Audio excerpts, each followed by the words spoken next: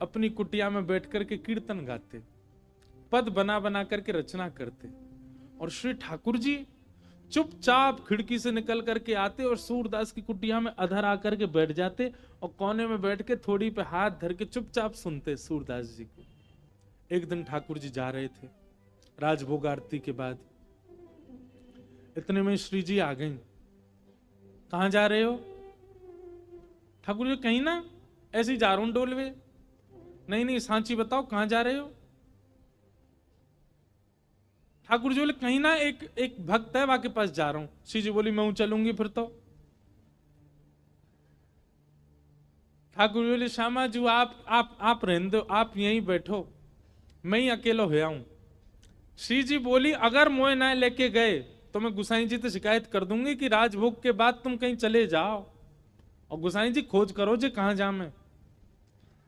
ठाकुर जी बोले श्री जी आपके चरणों में प्रणाम करूं, आप मेरे संग चल दो, पर गुसाई जी तो शिकायत मत करियो मेरी, लेकिन एक बात को वचन दो। मैं बोल कहा उत्थापन आरती तो पहले आमेंगे हम दोनों वापस, मां रुकवे की मत करियो बात। आप बड़ी भोरी हो, बड़ी सहज हो, और वैष्णव चाहे कितनों दीनहीन हो, कितनों भाववार हो, वहां पे कृपा करवे की मत सोच लियो।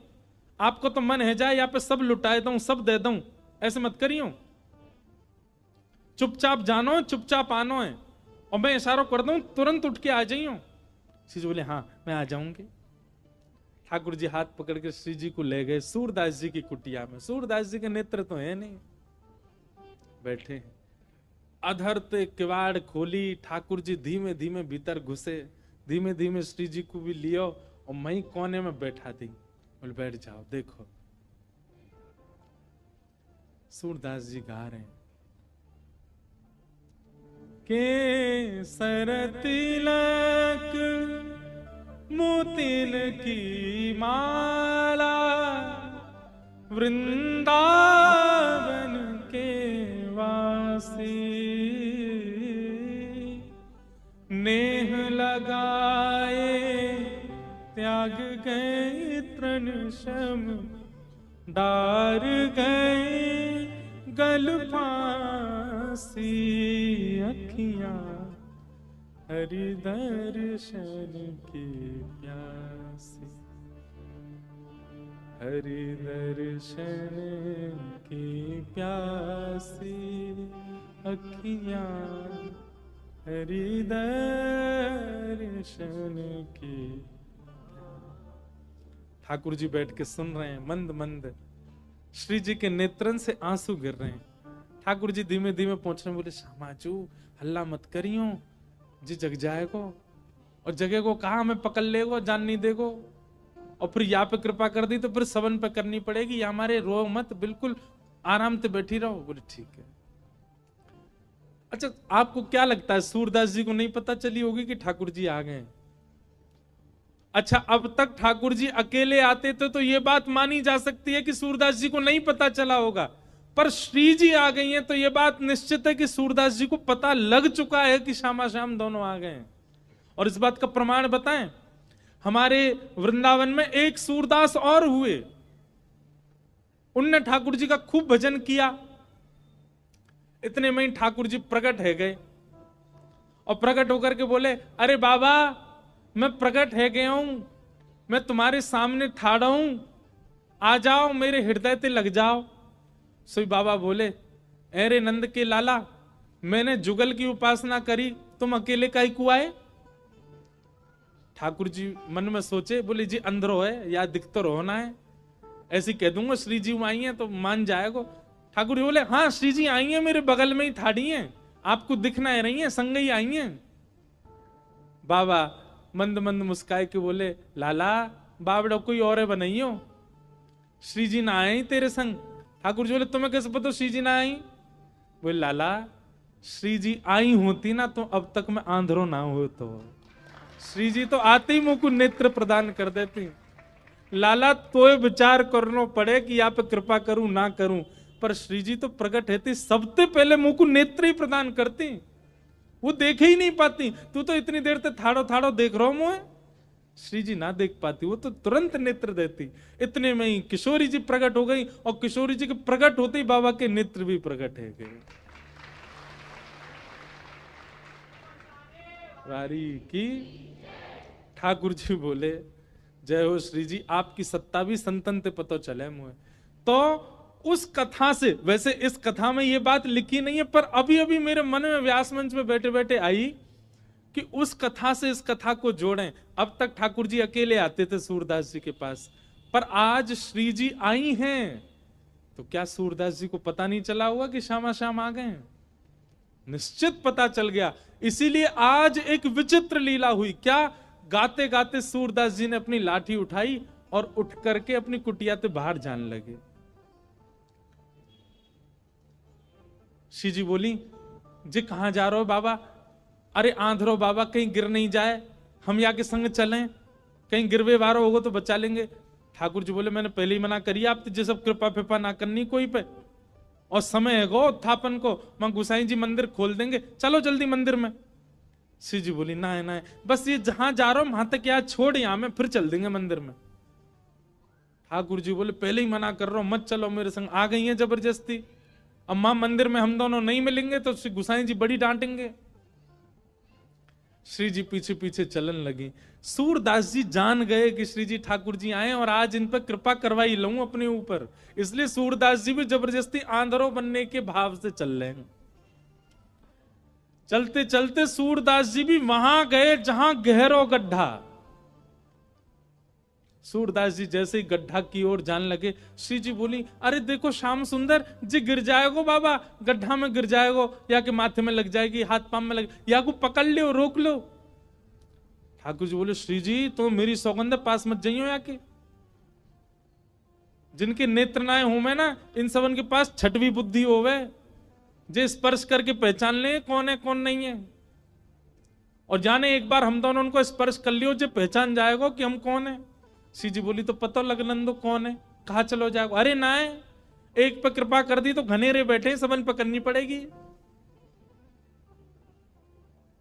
किशोरी जी बोली, ना ना जी गिर जाएगो। अब यहां तो किशोरी जी जा रही हैं बचावे, तब तक सूरदास जी कूद ही गए, और कूदते, अरे भैया, अरे कन्हैया, अरे लाला, अरे भैया कोई काम को सुनना हो तो न देखियो, अरे मैं आंधरो गिर गऊं कुआ में, अरे भैया मैं यहां से बचाए लियो। श्री जी बोली, ठाकुर जी या तो इनको बाहर निकालो, नहीं तो मैं आपसे कट्टी आ जाऊंगी।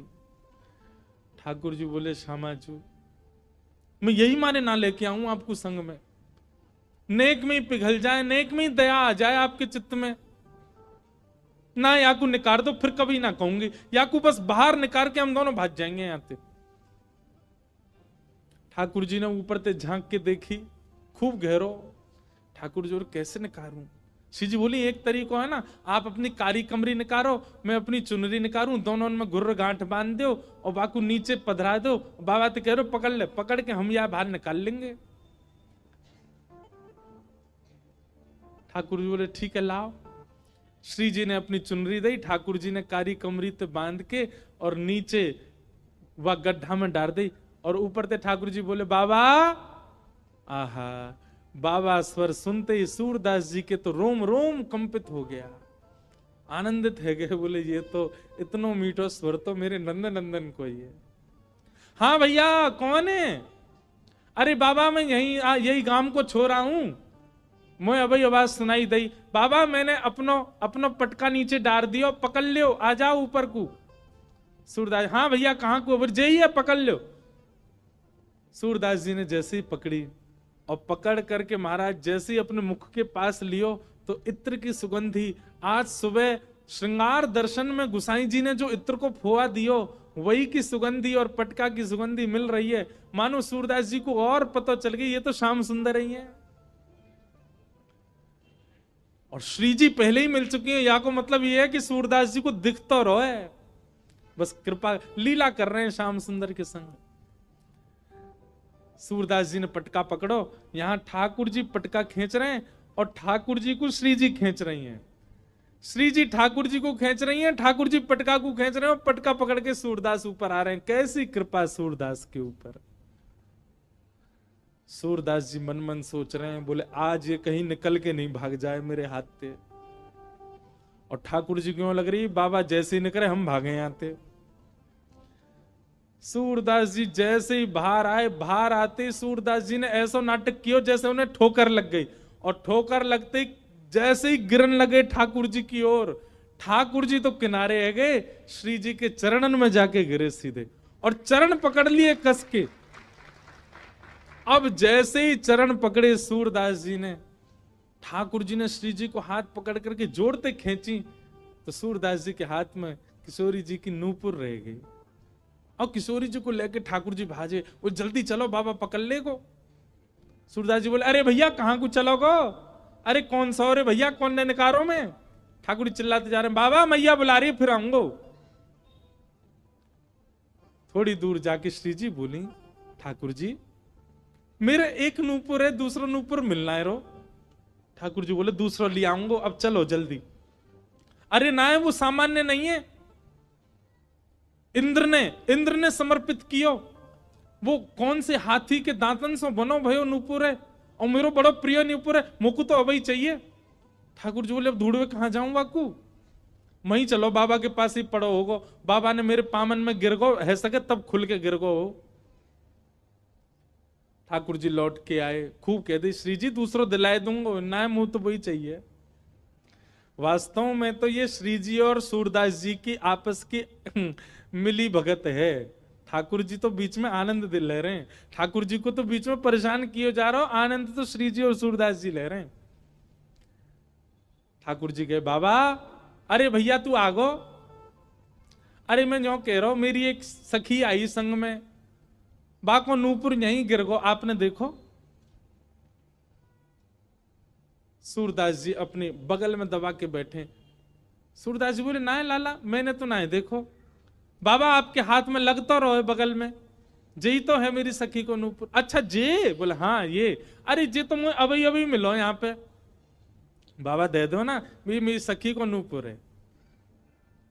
लाला जे नूपुर अगर मैंने तोय दे दियो, और कहीं बाद में कोई सखी वास्तव में आके मुझे बोली बाबा मेरो नूपुर देखो का, मैं कैसे पहचानूं कि वो सखी तेरे संग है, मेरे पास आंख तो है ना, मुझे दिख तो रोना है।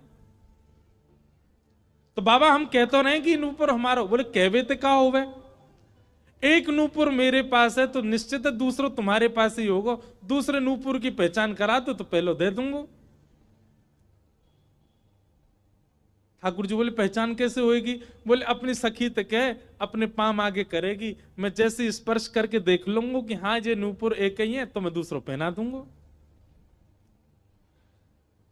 ठाकुर जी बोले मैं सब समझ रहा हूं, जे बाबा पाम छुए के चक्कर में पकड़ ले वो कस के अब ना जान दूंगा, और फिर क्या करेंगे हम। श्री जी बोली कोई बात ना, मैंने अरे नहीं श्री जी आप पीछे रहो, मैं दूसरा दिवाई दूंगा, नाम हो तो वो ही चाहिए जो सूरदास के हाथ में। श्री जी आगे बढ़ गए, लो बाबा नूपुर देख लो। सूरदास जी ने जैसे स्पर्श किया समझ गए, अरे हाँ भैया ये तो वही नूपुर है, लो मैं पहना दूं। दूसरे पाम में सूरदास जी ने पहनायो, और पहनाते ही महाराज अंक में भर लिए श्री जी के चरण। बोले अब ना जान दूंगो, मैं जान गया हूं जो साक्षात वृषभानु दुलारी हैं, और लाला तू जो मुख को निकार के गयो मैं सब जान गया हूं, तू नंद जी को लाला है, जीवन निकर गो गाते गाते तुम दोनों के यश को आज पहली बार पकड़ में आयो, अब नहीं जान दूंगो। ठाकुर जी ने खूब खींची पर श्री जी नहीं छोड़ी सूरदास जी ने। ठाकुर जी बोले बाबा तू जो कहेगो सो करेंगे, जे बता करनो कहा है तू कैसे छोड़ेगो। बसो मोरे नैनन में यह जोड़ी, बसो मोरे नैनन में यह। सूरदास जी कह रहे हैं मैं नेत्रन से आंध हूं, मुंह दिखे ना है, पर मैं आपसे एक ही वरदान चाहूं, मेरे एक नेत्र में सदा श्री जी और दूसरे नेत्र में सदा आप विराजमान है जाओ, आपके नित्य दर्शन मुंह को होयो करें, बस यही वरदान दे दो। नव दुलहे ब्रज राज सावरो, दुल्हन राधा गोरी, बसो मोरे नैनन में यह जोड़ी, बसो मोरे नैनन में यह जोड़ी। प्रिया प्रियतम दोनों ने युगल रूप में खड़े है करके सूरदास जी के नेत्रन पे हाथ धर दिए और कही सूरदास खोल के देखो। आज सूरदास जी ने पहली बार नेत्र खोले और श्यामा श्याम के युगल प्रत्यक्ष दर्शन उनको है गए। रोम रोम को दर्शन कियो, एक एक अंग को दर्शन कियो, घूम घूम के परिक्रमा लगाई दोनों की और फिर दोनों से प्रार्थना करिए बस एक वरदान दे दो। कहा मुझे फिर से अंधो बना दो, अब आप दोनों दिख गए, अब दुनिया में और कोई को नहीं देखना है। ये जो सूरदास जी के साथ घटना हुई ये क्या है? ये रास है। सूरदास जी जब तक पद गा रहे हैं, जब तक पद बना रहे हैं, निर्माण कर रहे हैं, वो सब रस है। पर उनके रस से प्रसन्न होकर के जब ठाकुर जी कृपा करने उनके पास आ गए, यही रास है।